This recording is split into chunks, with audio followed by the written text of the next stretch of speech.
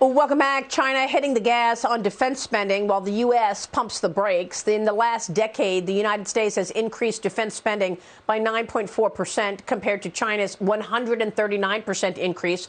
All this as the Senate gets ready to vote on the National Defense Authorization Act. Joining me right now is Alabama Senator Tommy Tuberville. He is a member of the Armed Services, Veterans Affairs, and Agricultural Committees. Senator, it's great to have you this morning. Thanks very much for being here. I want to look at what we've been doing under Joe Biden and the Democrats in terms of defense spending, because I do not think that we have lifted defense spending the way these numbers suggest. Where are we in terms of defense spending right now in Bernie Sanders' budget?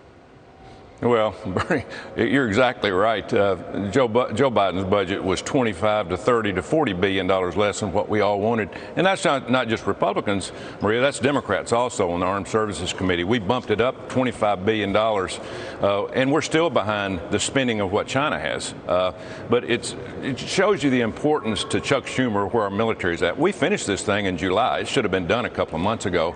Even the Democrats on his side couldn't get him to bring it to the floor. But we have a problem. We have huge problems. China, Russia, Iran. And today I just saw on your show where China and Russia had a summit, Putin, Xi Jinping. They weren't trading Christmas presents. They're talking about, hey, what's the best avenue for us to overcome the capitalist country of the United States of America? And so we have got to put our best foot forward here. We have got to get into hypersonics. We have got to get into high lasers, because that's the thing that's going to function in our country, to defend our country, to defend our military. And we've got to be better at it, because China is way ahead of us in a lot of different things. And we got to show them that we're in the fight, and we're going to fight right along with them. But, Senator, we're not, okay? So we know that China's defense spending in the last decade is more than what several countries have spent combined, and yet we've got we've got more money being raised for things like the green economy and other domestic proposals. The only two areas that did not get any increase in spending was defense and homeland security. Can you explain that to me? That, if you raise defense spending by 1.7%, that's actually a decline given the level of inflation. Defense and homeland, these are the two areas in Joe Biden's budget, Bernie Sanders' budget, that are not seeing an increase in spending? Well, this is as good as we could get from the Republican side out of the Democrats in this bill. We pushed and pushed and pushed, and they understand that. But when you're spending billions of dollars on climate change, you're spending billions of dollars on EV cars and plug-ins and billions of dollars on more IRS agents, Maria, we don't have the money.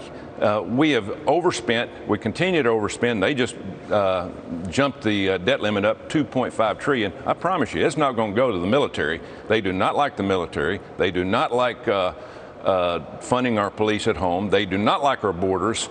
If they would get in on the military, it would really help everything, not just within our country, but with outside our country, because what we did in Afghanistan, our allies, and I've been to Ukraine in the last few months, I've been to Taiwan, they're all asking, what in the world is going on in the United States of America in terms of foreign policy?